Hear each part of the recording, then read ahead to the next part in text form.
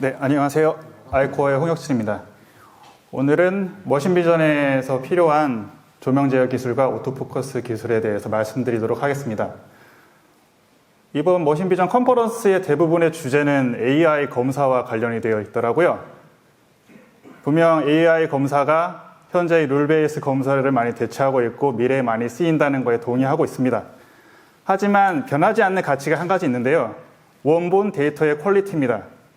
AI가 해상도를 올리거나 어두운 밝기를 올리거나 초점이 나간 이미지를 복원을 시킬 수는 없거든요.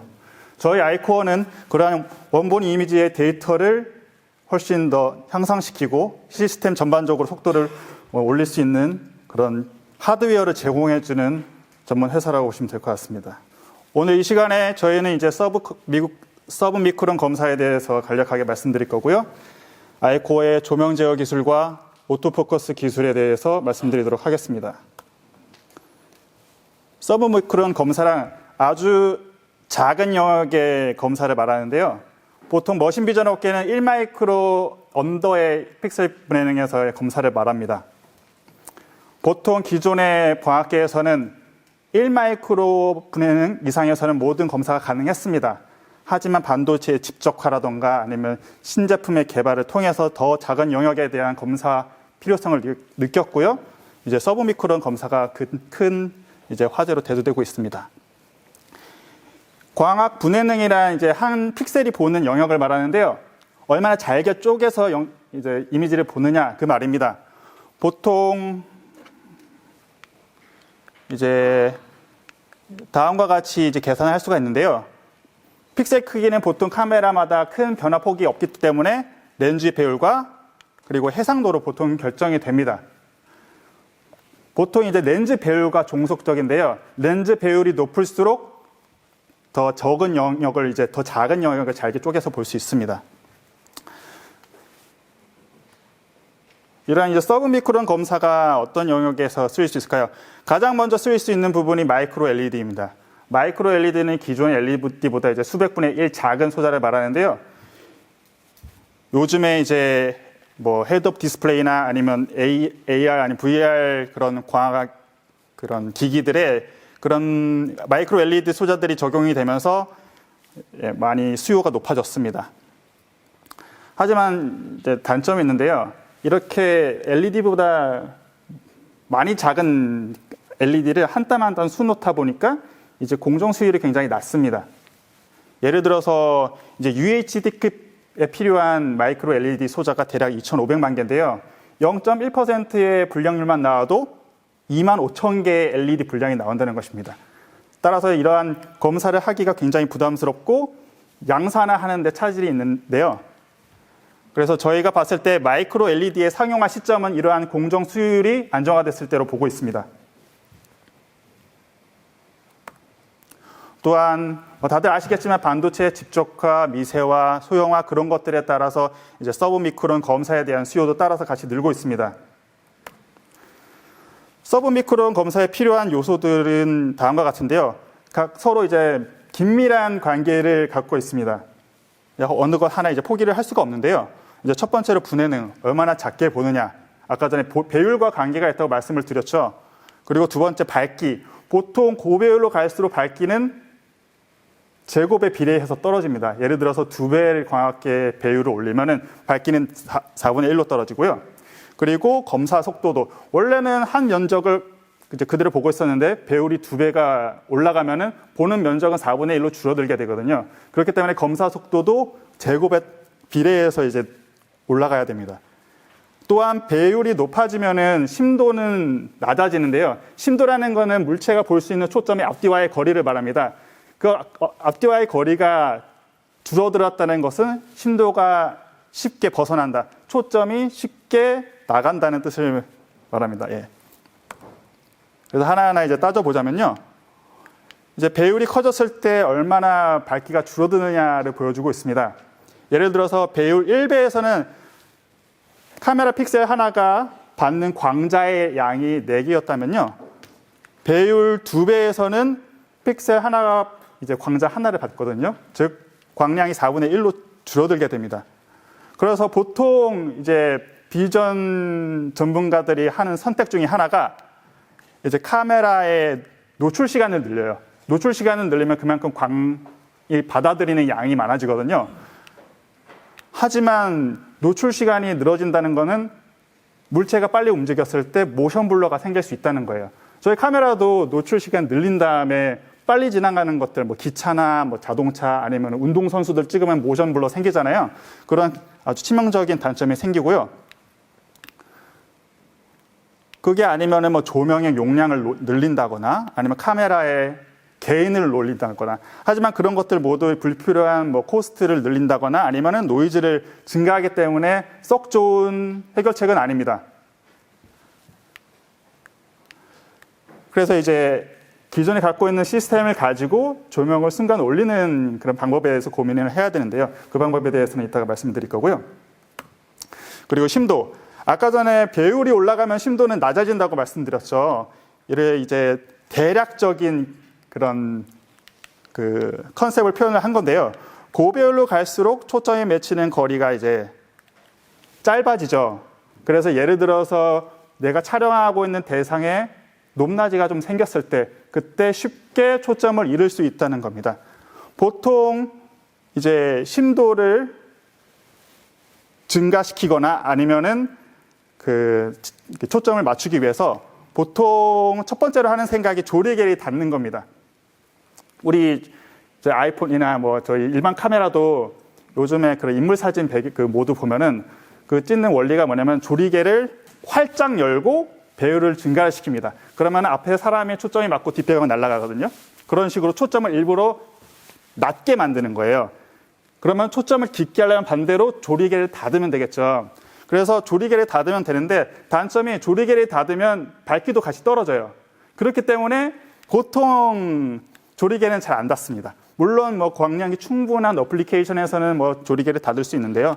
굳이 비싼 카메라와 렌즈를 샀는데 그거를 이렇게 스스로 이렇게 밝기를 깎아먹는 그런 건 하진 않습니다.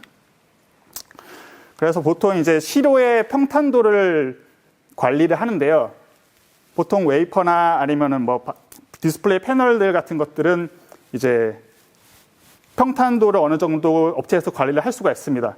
하지만 이제 배율이 올라가고 심도가 수 마이크로 이내로 들어가게 된다면은 조금만 웨이퍼가 울게 돼도 이제 심도가 빨리 심도를 놓치게 되는 그런 현상이 발생하거든요. 그래서 실시간으로 물체 대상의 높이를 추종하는 오토포커스 기술이 필요합니다. 그것도 이따가 말씀을 드리도록 하겠습니다. 잠깐 저희 제품에 대해서 좀 자랑을 하자면 저희 조명 컨트롤러는 여기 한국 머신비전 협회에서 선정하는 그런 자리에서 이제 거의 대상에 가까운 4번째인가요? 그런 수상을 한 전력이 있습니다. 좀 설명을 해드리자면은 저희 제품은 다 정전류 기반의 조명 컨트롤러입니다. 조금 생소하실 수 있는데요. 조명 컨트롤러는 보통 정전압 방식과 정전류 방식 이렇게 두 가지로 나뉩니다. 정전압 방식은 그냥 일정한 전압을 조명 사이에다가 걸어주는 거고요. 정전류 방식은 일정한 전류를 LED에 흐르기 위해서 실시간으로 전압을 조정하는 방식을 말합니다. 그 방식이 왜 중요한지 말씀드리자면 보통 LED의 전압 전류 특성을 나타내는 커브인데요. 이제 좌측, 가로축, X축이 전압이고 Y축이 전류입니다.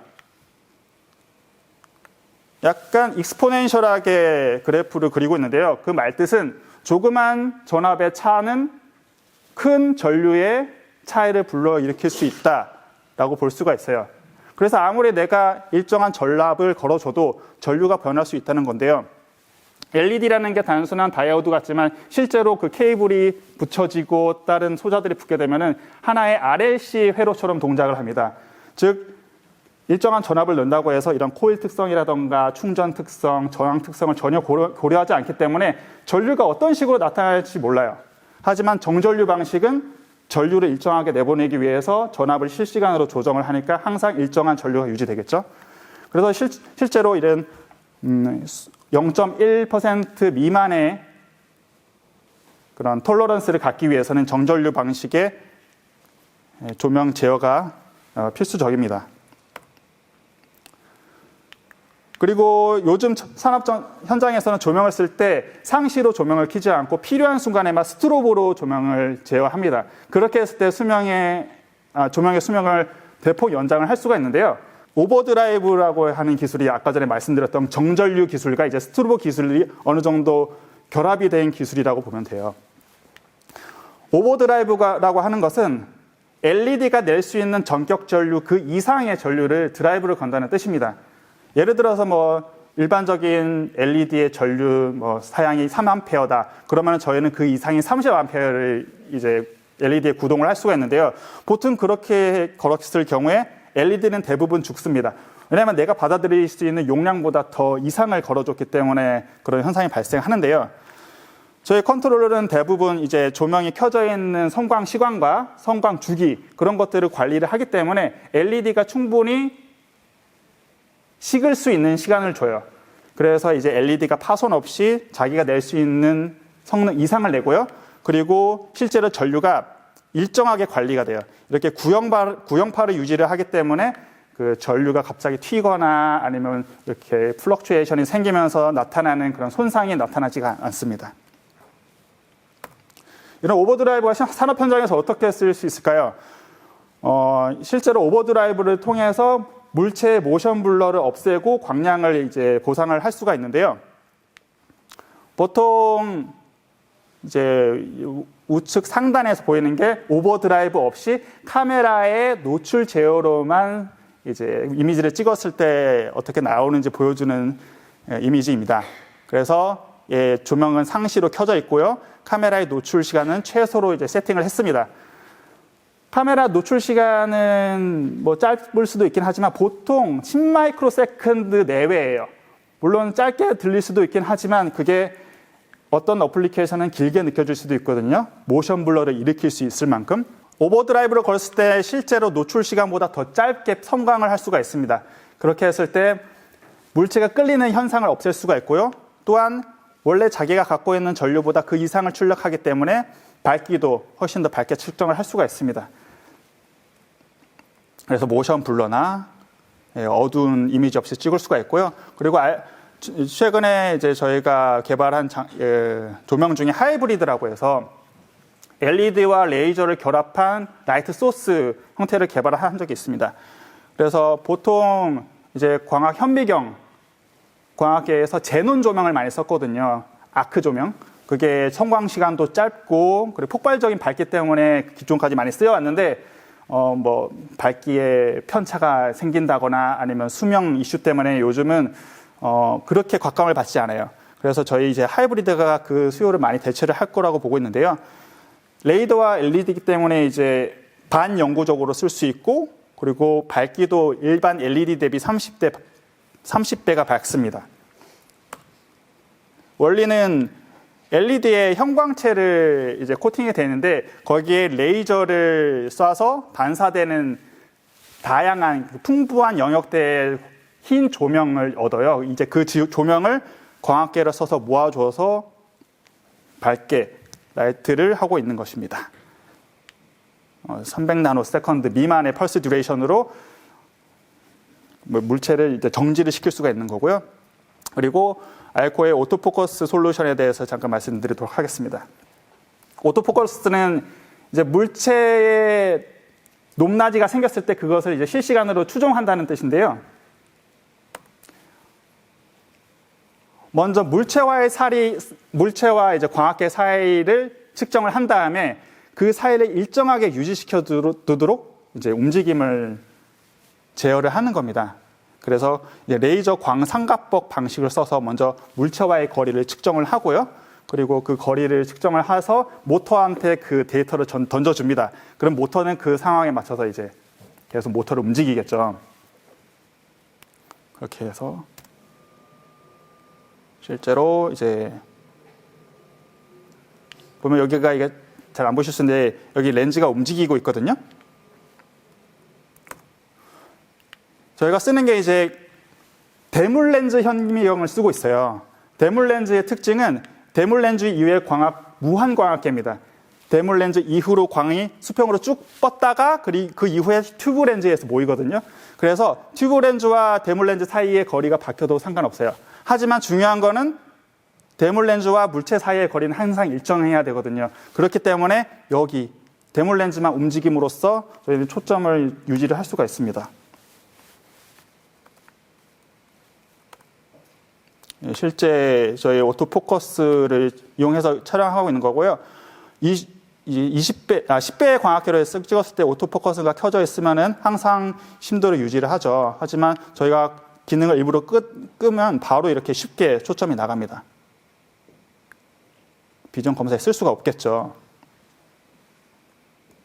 네, 그리고 다시 키면 바로 초점이 회복되는 그런 영상입니다. 그리고 저희는 그런 다양한 광학계를 고려해서 렌즈 체인저라는 제품도 개발을 했고요.